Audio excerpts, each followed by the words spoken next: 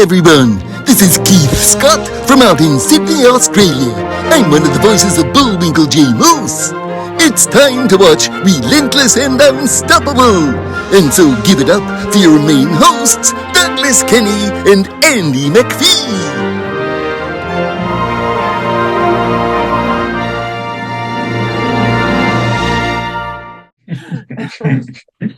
So, yeah. Sounds good. I hope you get to Italy soon. Are there any actors you've worked with that are local that are pretty well known in Australia, whether it's John Batchelor? You know John Batchelor? Oh, I should, but I don't think I do. John Balthasar. He's on Sea Patrol and in a few movies, and there's other Sydney actors there, like I Yeah. think I think there's someone named Sapphire Boyce or something. Have you ever met any of those? No, but I did work once. I was a featured extra on a film called Dirty Deeds with Brian Brown and Sam Neill, and in fact John Goodman.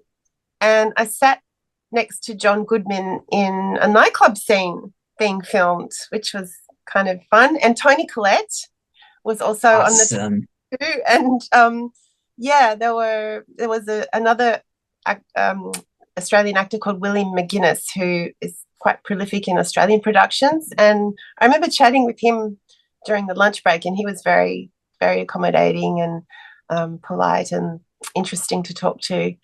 But yeah, they're kind of the big names who I've worked with. Yeah, there's probably others, but I can't think right now. What were your thoughts when you first interacted with John Goodman? Well, because I was a featured extra, I wasn't really in the position to interact too much. Because I haven't really been an extra that much, to be honest, but I know sometimes there are specific rules that you have to abide by. But yeah, he was very polite and lovely. Thank you, John. But yeah, it was definitely an experience. That was, oh gosh, a long time ago, around 2000, 2001. So that was a while back. So you've been in the acting business for quite a while then, it seems like. I've been dabbling for quite a while, but as I said, it's the last 4 years that I've really pushed myself further and yeah, just not been afraid as much as I was in the past. Yeah, it's that fear that can take you down. If I can give you a tip, avoid fear, false evidence appearing real. Oh, absolutely. Yeah. It's a thing. Yeah. What are your hopes for 2025? To act in Italy or an Italian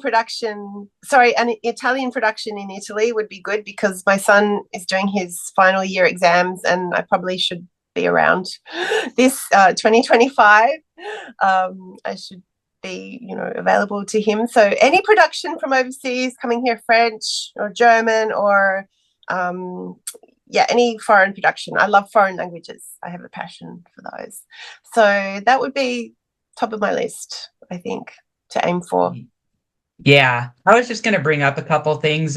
For one, when you fear about oil painting or when you're nervous at first, I get it. But you got to remember that when Michelangelo was asked to paint the ceiling of the Sistine Chapel, his attitude was, "Are you guys joking? I'm a sculptor, not a painter." And look what he created. Yeah, exactly. It's all about just giving it a go and not overthinking. Like overthinking can, when you're making an actor's, a file for your character that you're playing, that's good to overthink, but then stop overthinking at one point, yeah, totally. Can I give you an analogy that's kind of very recent for me, and it's a bit bizarre? Okay. I mentioned on my bio that I had just recently taken up pole dancing. Pole dancing, for those who don't know, is you basically, use a pole to do dance. And it also involves a lot of strength and incredible athleticism. I would not have classified myself as having much of those things. Internally, yes. Strength, strong? Well, yeah. Mentally, yes.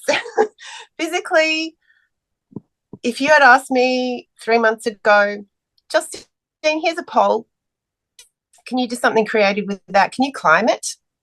I would have gone, are you for real? Really? No, I would have said no 3 months ago. But 2 months now, 2 months later, I can climb that pole. I can spin around on it. I can actually look quite elegant on the pole, and I can get down quite elegantly off the pole without falling off it. And it's been a crazy journey. Like, I cannot explain how it's been an analogy for life for me, as well as being good exercise and a good mental, exercise as you get older to get your brain in tune with your body and get them to do things at the same time. But yeah, the fear just goes because you're so focused on holding on and the technique and doing what you've got to do. It's definitely, you can surprise yourself at any age. So don't be afraid and don't cut yourself off from possibilities. Gee, that's all we have for Relentless and Unstoppable. So tune into the next episode to hear more amazing stories from amazing guests. This is Keith Scott from Sydney, Australia, saying so long, and I'm smarter than the average bear. Gee.